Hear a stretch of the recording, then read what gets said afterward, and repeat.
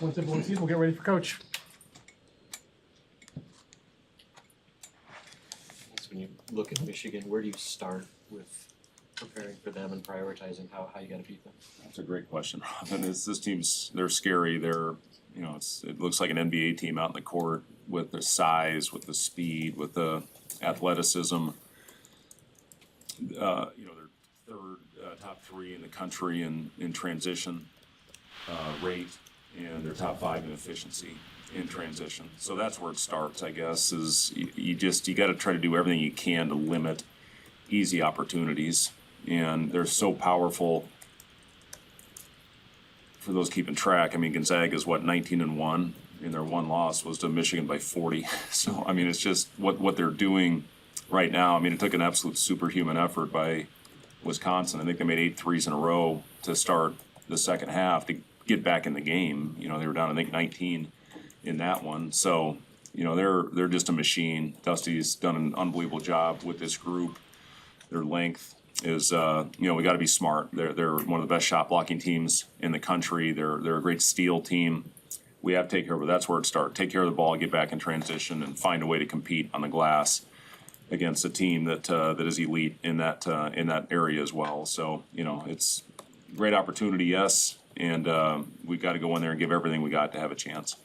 Is there part of this group that, I know you look at all the metrics and how good Michigan is, and maybe can be a little overwhelming, but how do you keep the confidence up, saying, well, here's our path to beat these guys? Yeah, again, it's going to take a very disciplined approach. I know it's going to be rocking in the Chrysler Center tomorrow, and we've done a pretty darn solid job to this point of fighting adversity, facing adversity on the road, and finding a way to compete, I guess, at a high level. And we've had stretches where it hasn't looked very good. Obviously, Indiana, you're down 16 at the first media. The other night against Minnesota, I just didn't like our spirit in that first half. And that being said, we found a way. We found a way to regroup. We found a way to continue to go. The thing that's been really impressive, this team averages 1.5 10-point runs a game. And think about that. That's an insane stat with the ability to go on crazy runs. So if that happens, you can't drop your head. You can't lose your competitive juice. You just have to keep going because, certainly, obviously, they're more than capable of putting these enormous runs together, and how are you going to respond to it? That's the biggest thing for us, which will allow us to have a chance or not, is how you're going to respond to their runs, and they're the best in the country at that. How important will hand activity be in this game? They have a tendency to kind of pitch it around. They do everything really well, and Mara in the paint. Morez Johnson in the paint. Yaxel is all over the court. You look what he's doing. I think he's the most versatile player in our league. With you look at the stats, how many he's either leading or second on their team in pretty much every major statistical category. Cadeau, the way he's shooting the ball over 40%, just adding that element to his game, and then everybody else with their ability to shoot it. You can tell they're really connected. Mm-hmm. And for us, yes, if we can have hand activity, that helps. If we can get deflections, but again, for us, we have to take care of the ball. It's something we've been good at, but they're really good at forcing turnovers. We have to do everything we can to try to get some of our own. How's Braden been tracking the last couple days? Braden's making great progress, and he got a really good workout in yesterday. Did some things again today, so we'll have him as a game time decision for tomorrow. So he's going to travel then? We're still making that decision right now, and we'll meet with him and talk to the doctors before we don't leave for a couple hours. So we'll make that decision. But he got some good work in these last couple days. What have you seen from Rink the past 3 or 4 games?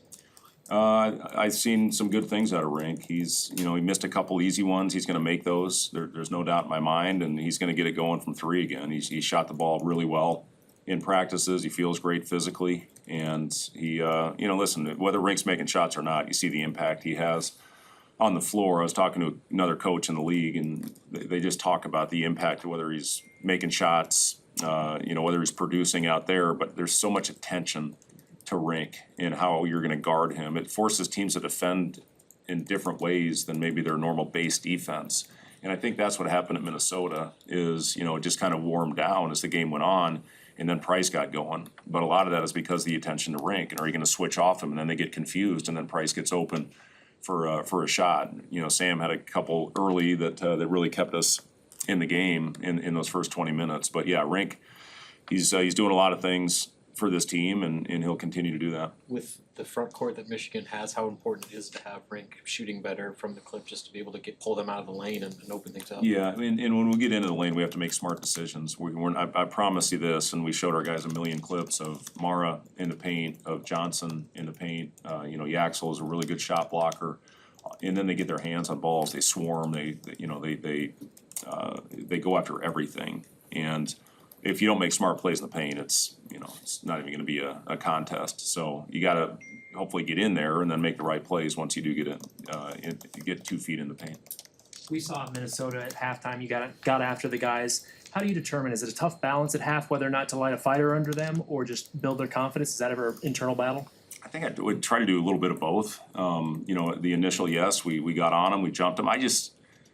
Sometimes you play hard, the ball doesn't go in. I thought Minnesota played harder than us in the first half. That was the disappointing thing to me. That was the disappointing thing to our staff, is I thought we just got outworked in that first half. And then you saw when we flipped it, and I give the guys a lot of credit. They went out and responded in a huge way to a pretty good chewing out. But yeah, I mean, there's times where we get on them where maybe you don't see it. That's not the first time I've ever yelled at our team. So. But that's what this group's all about. They've been unbelievably coachable. They don't take things personal. They say things to each other at times, and maybe other teams that I've coached.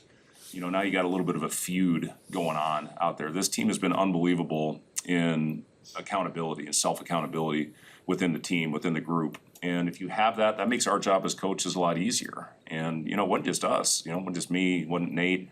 But you saw some players getting after each other a little bit at halftime as well. And then before you go out, yes, you pump them up, and you talk about getting back to being who we are, and that's exactly what our guys did. I know he was already had an important role with Braden's injury. In a game like this with their size, Jared Garcia, what role can he play? Yeah, Jared, he's going to have to give us good minutes in this game. Yeah, I talked about this. Everybody's going to have to be ready. Kendall, I talked about Kendall. He's practiced well this last week, and it was great to see him knock down that shot in front of, I think, 20 family members on that last possession. Justin Bolus has been great. He's going to have to be ready with his athleticism, his pop. Leo with his size is going to have to be ready as well. So, when you got one guy down, whether Braden plays tomorrow or not, you're going to have guys that are ready to step up. And, Jared, he was such a key factor in helping us win maybe our most important game of the year at Illinois with the way he played those last 8 minutes. The biggest thing we're looking for is more consistency, making sure that he understands and follows the game plan, whether he's playing the 4 or the 5. We've had him guard the 5 more. It's a little bit more of a simple coverage than when you're at the 4 where you're more in rotation. And, he's got the ability to shoot. He didn't make them the other night, but, you've seen multiple occasions where Jared has taken the lid off the basket for us, whether it's been a shot or a play around the basket or an offensive rebound. So, yeah, we're going to need not just Jared, but everybody. This is a big trip, and when you go on the road, we're all we got. Read the new top 25 is out. You guys are at 5 in the AP. What does it mean to have the program's first top 5 ranking? I don't know. We just got to move on to the next. Talk to our guys. Keep your walls up. Keep your barriers up. Don't let it poison you. It's great. It's a great accomplishment, but it doesn't mean anything until the end of the year.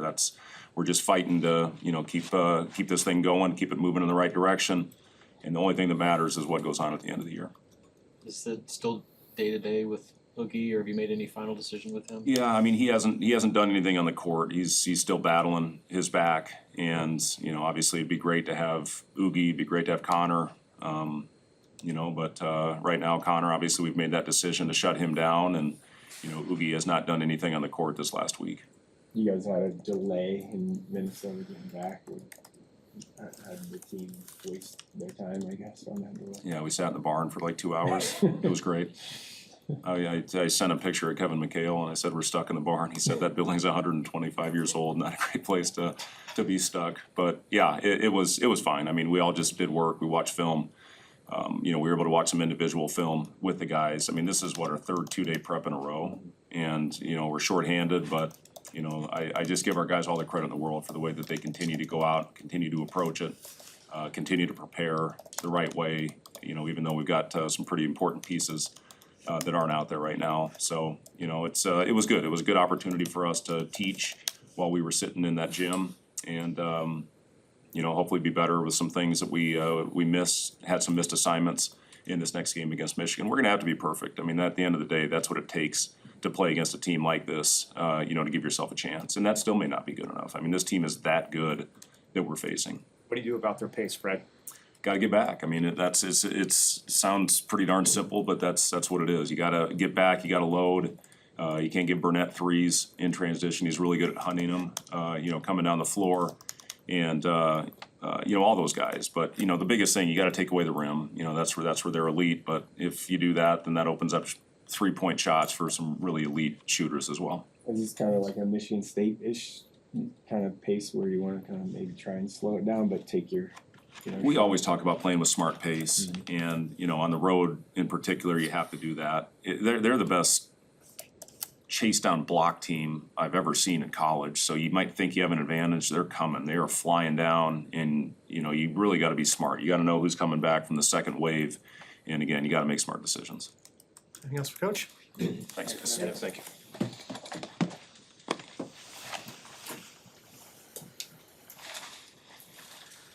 Okay.